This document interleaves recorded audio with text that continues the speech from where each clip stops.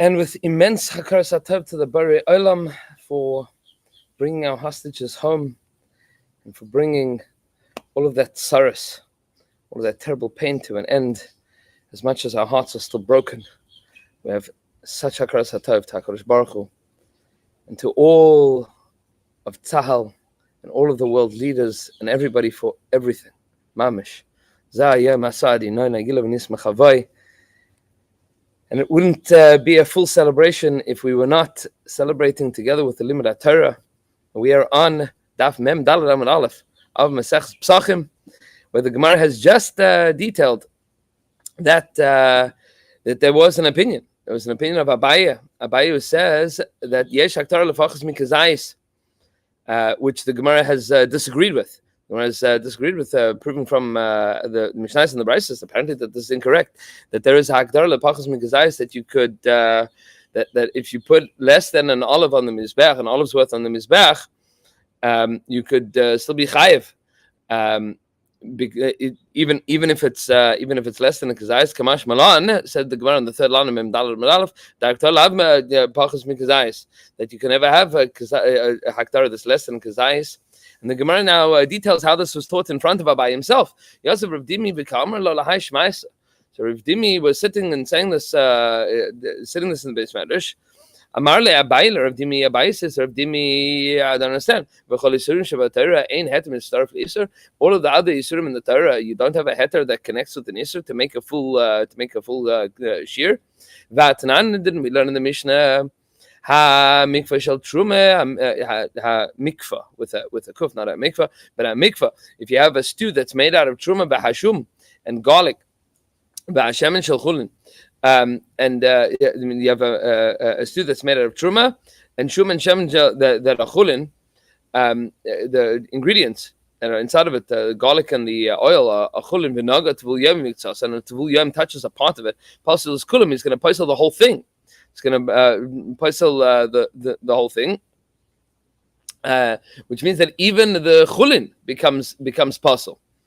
Says the Gemara, continues the Gemara, ha-mikveh shel chulin, if the stew is chulin, v'ashum hashemen shel truma, but there's parts of it, there's ingredients, shum and shemen, garlic and oil that are truma, v'nagel tevul yom miktsas, and the tevul yom touches part of it, lo pasul elamakim mag-oy bilvad, he's only going to pasul the place that he touched.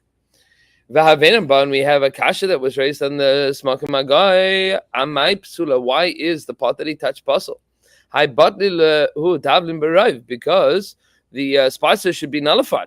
They'd be nullified in the majority of the stew is chulin. So the fact that you have a little bit of truma as a spice there, as shemen, as garlic, that should be butter. Amar Rabbi Barachana, then Rabbi Barachana teach us matam. What's the reason for this? Since the zar would be like, would get lashes if he ate the kazayis of this stew. Hey chidami. What is this case? If we say lav mishum the heter and starve the isur, this is not because the heter connects to the isur, meaning the little bit that you have there of shum and shemen of truma is going to make the whole thing into shum and shemen with regards to eating it, even though he only eats a part of it. Says the Gemara, no. My kazayis, what do we mean the kazayis? The kazayis bichdei achilas pras, meaning that he ate the kazayis of the truma stuff bichdei achilas pras, within the amount of time that it takes to eat half a loaf of bread. Says the Gemara, kazayis bichdei achilas pras deraisi, and the din of kazayis bichdei achilas pras is a din deraisa.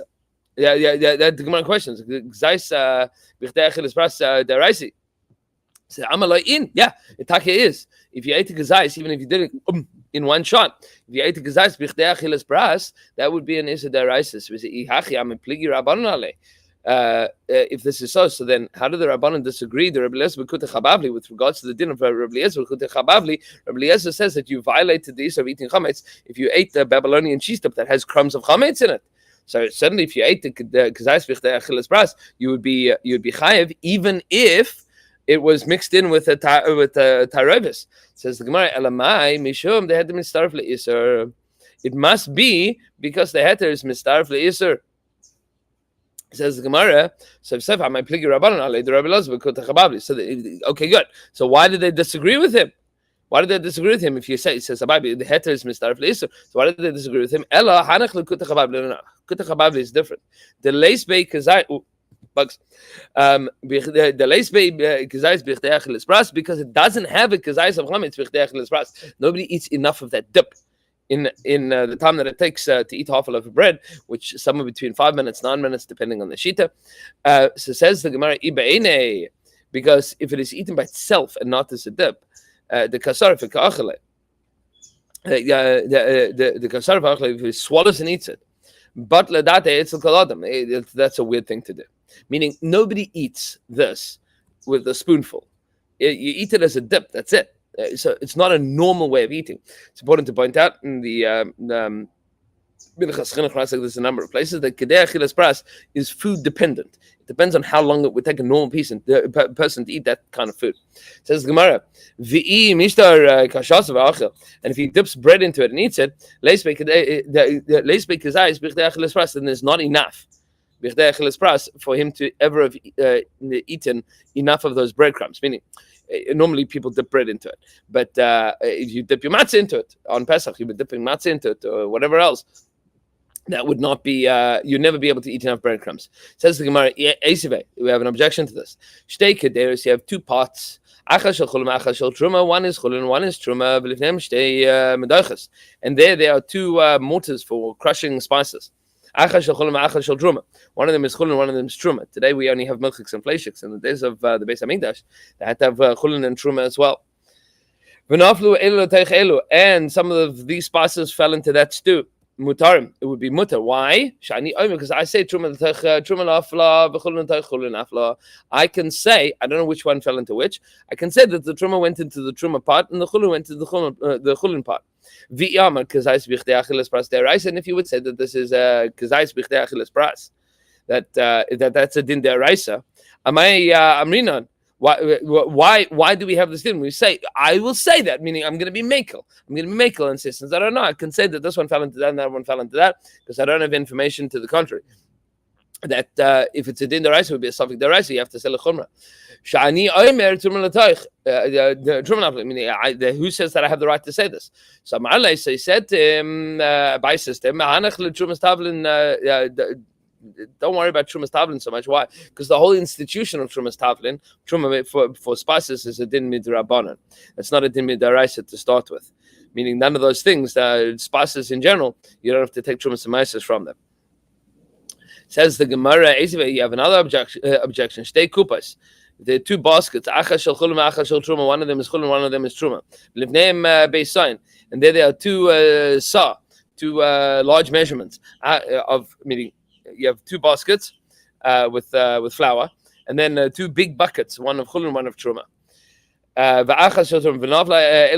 One fell into the other one, mutarim. We say it's mutar. Why? That the chulin went to the chulin, the truma went to the truma. And if you want to say that this is a question of that kazais bichdei achilas pras is a din deraisa, why can we say this? Why can we say this word of shani omer? I said that this one fell into that, one fell into that. You can't say any of that. That would be untenable. That doesn't make any sense. Says the Gemara, yeah, and that's for sure. The flour is for sure the raisa. Marley, so Rabbi says to him, no, that brisa is written bisman hazeh. That's not a din in the days of the Beis Hamikdash. That's truma bisman hazeh. The Rabbanan, after the destruction of the Beis Hamikdash. After the destruction of the Beis Hamikdash, all truma is the din the Rabbanan. Mishus la'ach Yehuda. So, but we learned the din of Mishus. We saw Mishus Anavim came to teach us this din of wine of a flavor infused from grapes into something else by a nasir. So we say we need that din for that which is taught with regards to mishras. Turning up to Memdal base, mishras litain tam ki ikar. That teaches us the din of tam ki ikar. Tam ki ikar. Rashi says, tam shel isur ki ikar o mamasha. That if something has the flavor of isur, now it has the din of isur. And Be'ez Shem Yisbarach, we will continue with this Gemara, with the very, very well-known, famous discussion of tam ki ikar. the Raisa, the Rabbanan, with min b'mina, min b'she'ein mina, all of these dinim and permutations to be discussed over Shmini Atzeres Yom Tov, Simchas Torah, Hashem Yisbarach. If it's not going to be in Yerushalayim, it'll be in the Beis Medrash in Boca Raton, and we'll have the makeup shurim Hashem Yisbarach on Motzei Simchas Torah. Looking forward to seeing everybody there. Have a beautiful Yom Tov.